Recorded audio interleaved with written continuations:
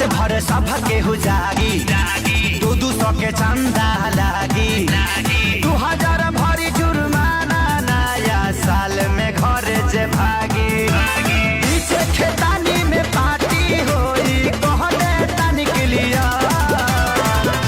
त खा के मुर्गा पी के बियर बोलल जाई हैप्पी न्यू ईयर।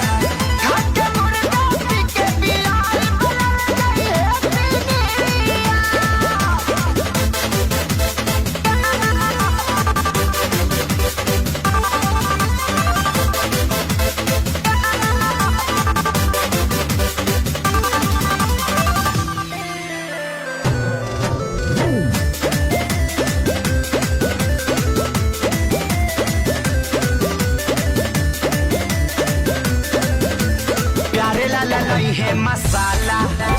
लहसुन प्याज मरीच काला कोई खा लई है श्याम देहाती पवन के घरे पठाला प्यारे लाल लई है मसाला